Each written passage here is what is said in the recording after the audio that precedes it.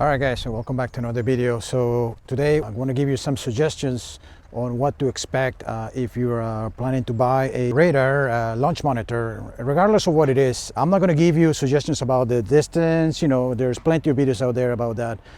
My suggestions or my advice is going to concern the mental part of it, which is I think is very, very important, and a lot of people don't consider this, so stay tuned. So before you purchase a launch monitor, it could vary from $600 to $1,000 to $2,000. It could get really expensive. From my experience, there's a huge factor as far as your psychological part, because if you think about it, you're hitting your clubs into a net. So whether you like it or not, you're going to be thinking about that impact. You're going to be thinking about, what if I lose it and I balloon the ball and I'm going to hit it to the neighbor?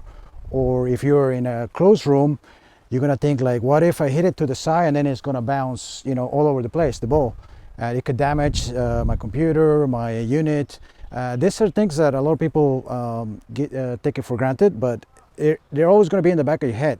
Golf is very psychological. So if you're out there hitting a ball, and if you don't set up an environment that is safe, it's gonna take some time to adjust. That's why a lot of people, when they first get their launch monitors, they from my experience, they complain about, how come my distances are shorter? How come I'm slicing? How come I'm doing this? It could be a lot of factors. You're not out there in the golf course. You're hitting a wall. You're hitting a net. So my advice to you, before you purchase a unit, make sure to consider that. Make sure you have the right net. Make sure that the ball is not going to go through, because if it is, or if there's a possibility that could happen, you're going to be thinking about that while you're swinging. So golf is already very hard. It's a very hard sport. So if you're going to be adding more factors to your game, that's going to make it even more difficult. So make sure that the ball is not going to go through the net. So that's one thing.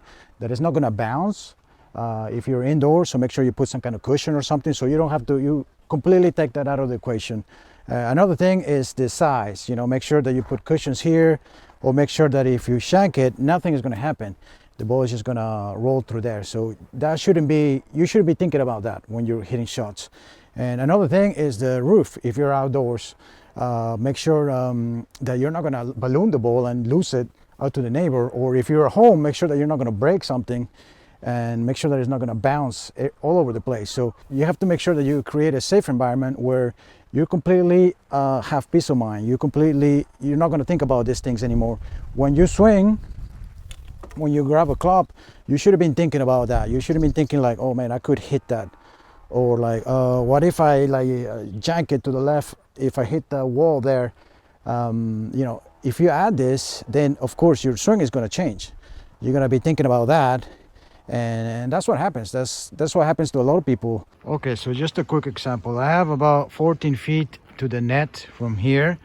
I can hit my all my irons, my driver, peace of mind. Never think of any, of going up there. Although the screen goes up to there, then I have like a small roof there. So up to my 9-iron, no problem. Pitching wedge sometimes, but I start thinking about that possibility of going that way.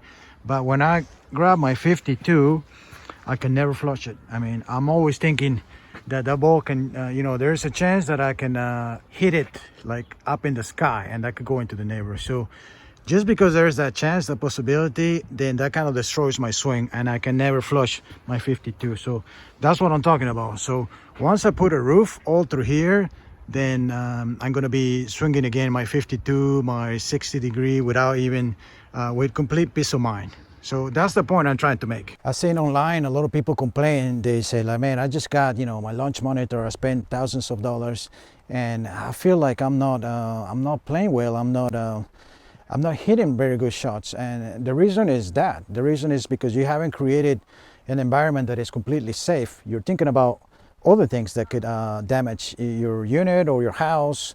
So you have to make sure to consider that before you even purchase a launch monitor. Because if you just purchase it and you just say, okay, I'm going to just set up a net, then regardless of, you know, a lot of people say like, well, I don't care, you know, it could happen, but I'm not going to be thinking about it. It's in your unconscious. You're going to be thinking, it's going to be in the back of your head. You're going to rip a shot, and that's going to break the net, and it's going to like break your window, or it's going to go to the neighbor. So it's always going to be there. So when you purchase a unit, or before you purchase a launch monitor, to make sure you look into every single situation. You know, what could happen? What happens if I hit this? So then you put something in there. So okay, so if I happen to shank it really bad, it's not gonna, nothing is gonna happen because it's gonna hit the cushion. Or what happens if I pull it really bad? Or what happens if I balloon the ball? Is it going to go anywhere? You know, think of the worst case scenarios, and make sure that your outside structure or your simulator room is completely safe. Don't get me wrong, because I'm not trying to tell you not to buy a launch monitor. I'm just suggesting for you to consider these factors. And once everything is safe, you know, you consider all factors, then you start swinging like a normal, you know, like you are in the course. It's true. Once you start, you're not thinking about this or that, or, you know, what if. Then you start to focus just on your swing. And that's when you get fully adjusted. But remember, if you're when you initially buy a launch monitor, even if you put everything to safety, there's going to be a transition period. So make sure to just allow for that period to run, because don't get, you know, frustrated, because it's normal. So again, my suggestion is to make sure that there is nothing that could go wrong in your setup. And one more thing, remember, once you make everything, make the proper adjustments to your setup, also think of other people. You know, if you have people over, they might not be at your level, they might be worse. So like this, for instance, if I have people over here, I may have to put a cushion here, because it could happen somebody can hit the ball there and they come flying back to themselves, or, you know, break a computer or something. So make sure you think of other people that are going to be coming to your setup. So think, like, again, worst case scenario always. Okay guys, so those are just a few things that you should consider before you purchase a launch monitor, because, you know, a launch monitor can cost thousands of dollars. Even if you get the Garmin, you're still gonna have that in the back of your head, you know, if you don't have a proper setup. So consider that before you even purchase a launch monitor. And this is just based on my experience and things that I've seen online from a lot of people. So make sure to keep that in mind. Hope you like the video, guys. Make sure you leave a comment if you have any questions regarding a setup or anything in particular. Let me know. Don't forget to leave a like and subscribe to the channel. Thanks for watching, guys. Till next time.